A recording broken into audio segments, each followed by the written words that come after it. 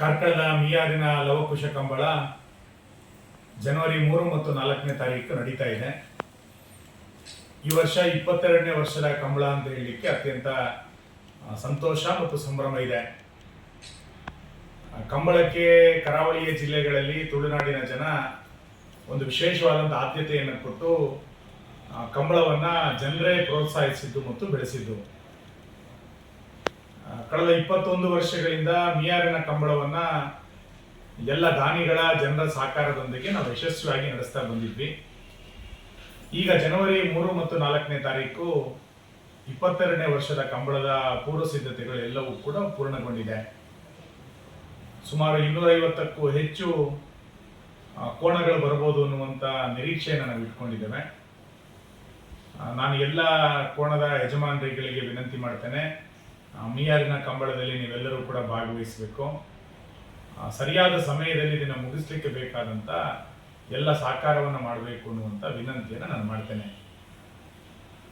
ಕಂಬಳ ಇತ್ತೀಚೆಗೆ ಪ್ರಸಿದ್ಧಿಯನ್ನು ಪಡಿತಾ ಕಂಬಳವನ್ನು ಕೋಣಗಳನ್ನು ಸಾಕುವಂಥ ಸಂಖ್ಯೆಯೂ ಕೂಡ ದೊಡ್ಡದಾಗಿದೆ.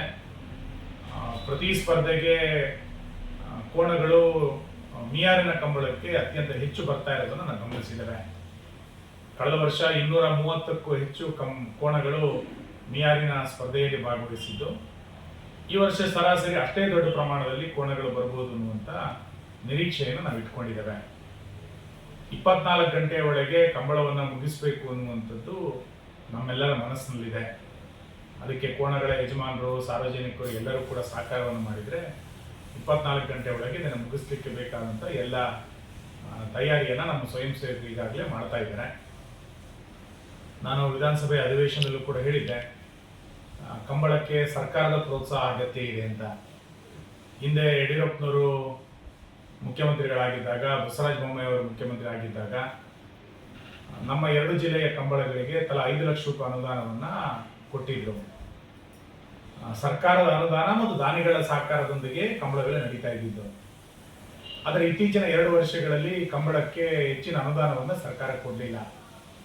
ಹಾಗಾಗಿ ಪ್ರತಿ ಕಂಬಳಕ್ಕೆ 10 ಲಕ್ಷ ರೂಪಾಯಿ ಅನುದಾನವನ್ನು ಕೊಡಬೇಕು ಅನ್ನುವಂಥ ಒತ್ತಾಯವನ್ನು ಕೂಡ ನಾನು ವಿಧಾನಸಭೆಯಲ್ಲಿ ಇತ್ತೀಚೆಗೆ ಮಾಡಿದ್ದೆ. ಮುಂದಿನ ದಿನಗಳಲ್ಲಿ ಸರ್ಕಾರ ಇದಕ್ಕೆ ಪ್ರೋತ್ಸಾಹವನ್ನು ಕೊಡಬೇಕು. ಸರ್ಕಾರದ ಸಹಾಯವೂ ಕೂಡ ಕಂಬಳದ ಆಯೋಜನೆಗೆ ಇವತ್ತು ಅಗತ್ಯ ಇದೆ ಅನ್ನೋದನ್ನು ನಾನು ಈ ಸಂದರ್ಭದಲ್ಲಿ ನೆನಪು ಮಾಡ್ತಾ, ಮಿಯಾರು ಲವಕುಶ ಕಂಬಳ ಜನವರಿ 3 ಮತ್ತು 4ನೇ ತಾರೀಕಿಗೆ ನಡೀತಾ ಇದೆ. ಈ ಕಂಬಳಕ್ಕೆ ಎಲ್ಲ ಸಾರ್ವಜನಿಕರು ಬರಬೇಕು, ಕಂಬಳವನ್ನು ಯಶಸ್ವಿಯಾಗಿ ನಡೆಸಿಕೊಡ್ಬೇಕು ಅನ್ನುವಂಥ ವಿನಂತಿಯನ್ನು ಮಾಡ್ತೇನೆ. ನಮಸ್ಕಾರ.